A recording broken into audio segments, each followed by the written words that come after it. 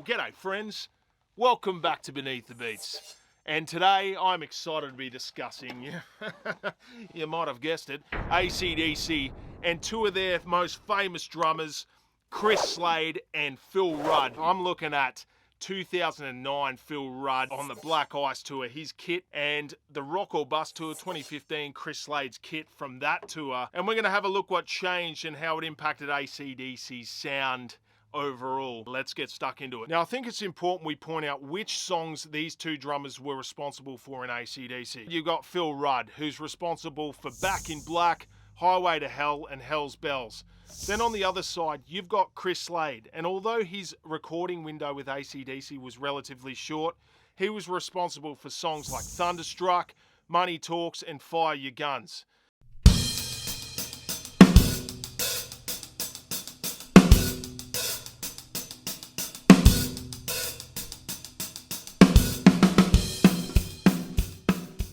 Alright friends, we're going to discuss Chris Slade's drum setup first, and I wanted to highlight a couple of quirks firstly.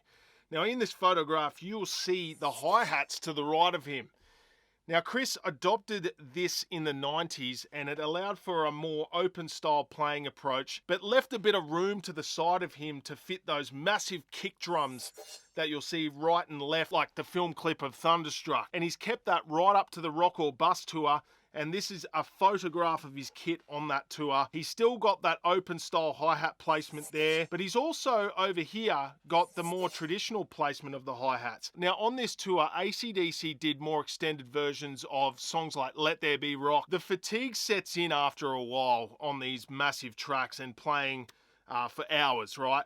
So having this hi-hat placement was smart, and I think that was because of that factor. You know, you're playing these big rock shows extended over multiple hours. This open style playing on the hi-hat would create a bit of fatigue. Having the option to go back to that traditional hi-hat placement and that crossover would just, I reckon, save a bit of stamina. Shout out to Chris there. Epic setup. And I like that Chris has kept a couple of these quirks. All right, friends, now for the fun part. We are going to look at Chris Slade's setup from the 2015 Rock or Bust Tour. Now, I have done my best to recreate this drum set on Drumstructor, and I've got my information from the very few articles of drum sizes out there, but pictures, footage, and dug up what I can to recreate this setup. So, if you want to check out this kit, my user on Drumstructor is Beneath the Beats. So, as you'll see here, a beautiful finish here.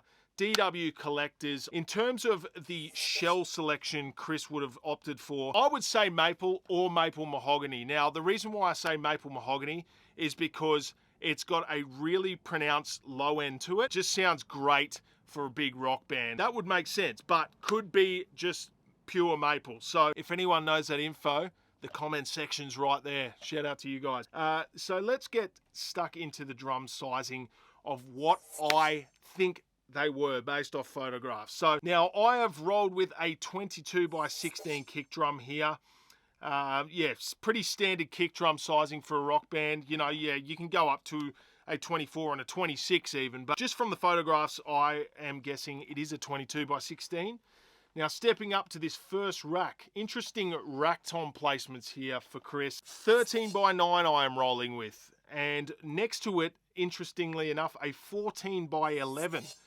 So pretty massive right side tom there. Suits acdc to a T. Now he has used this similar sized tom in past eras, as you'll see in old photographs. I went with a 16x16 floor here. Now I generated this finish as close as I could to the one on the actual DW kit he used. This stormy lightning finish. And I will say, I saw acdc on this tour, and I'm in Australia. There was a massive thunderstorm as they were playing Thunderstruck. It was absolutely insane. I've never seen anything like it. Like, the timing, man. Now, let's step around to the snare. From what I could see, he was using some sort of aluminium snare. Looks to be a 14x6.5 depth. Now, these two massive kick drums to the side, I've gone with 22x16 either side of him, and that's what it looked like in photographs. Oh man, I just love this setup. Shout out to Chris for opting to do something completely outrageous like that. In terms of the drum heads, I did see a photo on Piesty's website of him appearing to use Remo Ebony Emperor. I would say he would be using a thicker head, so like a 2-ply, because these heads obviously take a beating in acdc concerts, right? Kick drum head, I was not sure, could not confirm that one, but I'm guessing something like a Remo P3. I did see a DW9000 pedal, which would make sense being DW and DW hardware. In terms of the cymbals, I could confirm a bit of information here because Piesty were good enough to put some information on their website. Now, 14 reflector heavy full hi-hats here either side, to the left and right of him. Now he's using a 20 signature full crash here, 18 power crash here. Now stepping over, he's got an 18 full crash here and then a 20 signature power crash on the right side of him here, rounding out his cymbal selection. Now that is Chris Slade's setup. I think it's a powerful setup, a quirky setup, just looks dominant on stage. Let's get stuck into Phil Rudd.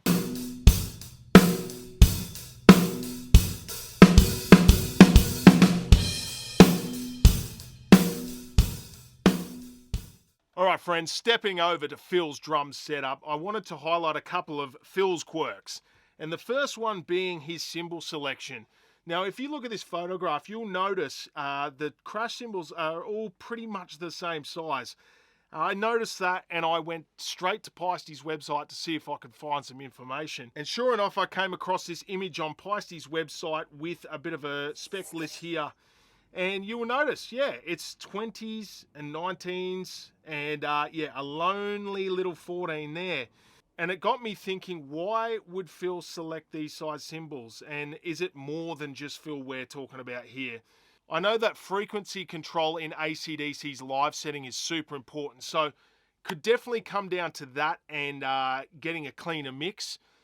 But also too, Phil doesn't really orchestrate fills on the cymbals, mainly accenting. So the need for a difference between dark and bright is not really there. Let's take a look at Phil Rudd's drum setup from the Black Ice Tour in 2008-2009. And here is Phil using that set, and he's looking like he's come out of an episode of Antiques Roadshow and jumped on the kit with acdc. Oh, Phil. Nice haircut, brother. Yeah, so this is the Sona Designer Series. And as you can see, I have recreated this in Drumstructor. I've built this kit based on the specs I could find online and photographs and footage. I'm pretty proud of this one. This is also on my Drumstructor. So here we have a Sona Designer made of hand-selected wood, and that's custom to the player. So I don't know exactly what Phil was using in terms of the shell, but here on the kick drum, we have a 22x18 kick there. So a bit of a cannon. 13x13 rack tom there, and down here we have a couple of floor toms, a 16x16 and an 18x18 floor. Snare wise, from what I could see in the images, looked like a 5.5 depth. Definitely a 14, but a 5.5 depth. Now his signature series snare that was released around the same time as this tour was, I think, a 14x5 depth.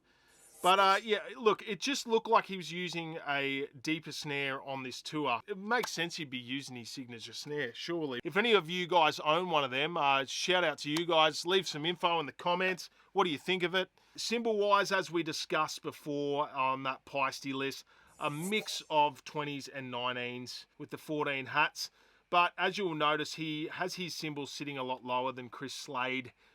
Chris Slade has his a bit higher at the front there, his 2 crashes, and Phil is, yeah, sits him a little bit lower, but I kind of like the way Phil sets up his cymbals too. You know, it looks pretty comfortable. I'm guessing all Sona hardware and Sona kick pedals. I couldn't really find that information, but as I said, this channel's about me learning some things too, so I know there is some full-on acdc nerds out there, so share the love. In terms of drum heads, I saw that Phil had used Remo in the past. On this particular tour, I did catch some photographs of him using Evans. Now, I'm guessing Evans G2, thicker ply, can take a beating, just like Chris Slade's sort of thicker ply heads. And on the snare, it looked like a reverse dot EC2, I think they call these Evans. I'm not an Evans player at the moment. On the kick was unspecified. I couldn't find that information. But this pretty much rounds out Phil's drum setup.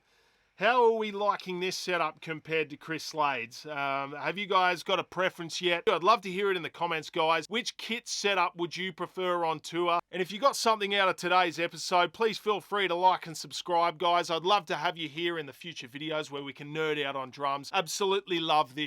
So until next time, take care and rock on.